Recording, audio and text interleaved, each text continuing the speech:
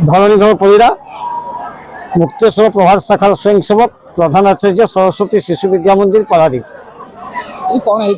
आज आम राष्ट्रीय स्वयंसेवक संघर शतवार्षिकी पालन अवसर में हिंदू सम्मेलन आयोजन मुक्तेश्वर बसती करूँ। मुक्तेश्वर बसती कहले पारादीप नगर 14 नंबर वार्ड, 15 नंबर वार्ड और 16 नंबर वार्ड ये तीन वार्ड समस्त परिवार को आम सामिल करने उद्यम करूँ।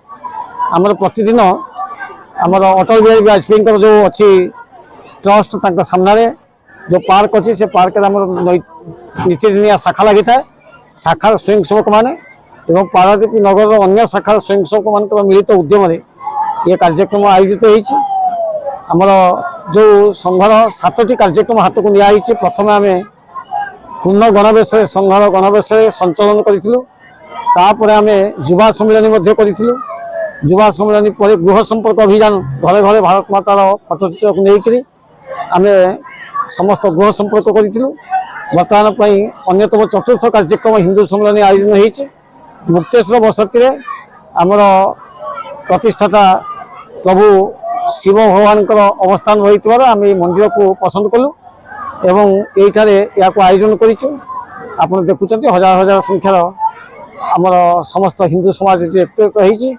हिंदूर संज्ञा कौन निर्दिष्ट धर्म संप्रदाय सब किसी ना भारत वर्ष जे बसती स्थापन कर भारत माता को भल पाई सी तार परिचय हूँ हिंदू। तेणु ये जाति धर्म वर्ण निर्विशेष समस्त एकाकार होती भारत माता को विश्वगुरु आसन आसीन करने संघर 100 वर्ष जो संकल्पना कार्यक्रम चली संकल्पना एक अंश विशेष आम समस्ते अत्यंत उल्लसित आनंदित।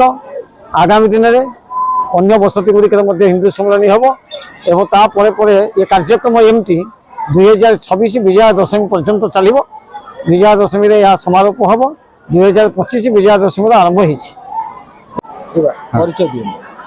जय जगन्नाथ।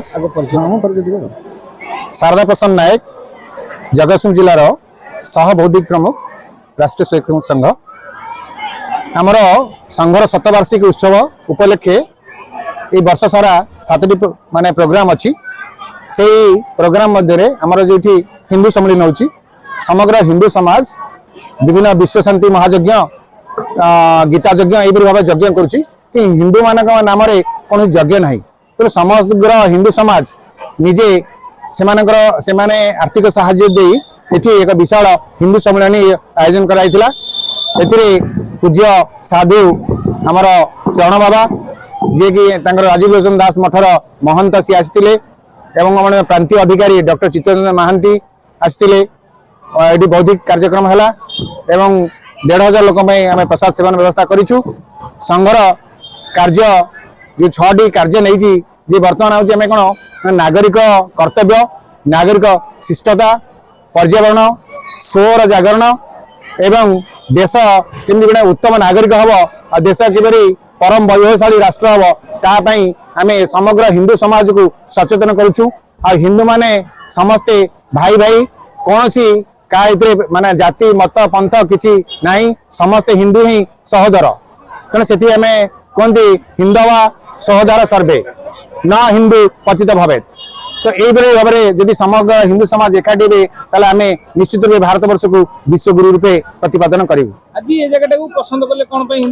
कारण आमर संघ योजना अनुसार आम ये पारादीप को 7टी बसती कराई। ये बसती ना मुक्तेश्वर बसती तेणु जेहतु मुक्तेश्वर महादेव ना बसती होती तेणु से मंदिर प्रांगण आम स्थिर कलु जे ये मंदिर रे आम हिंदू सम्मेलन करूँ।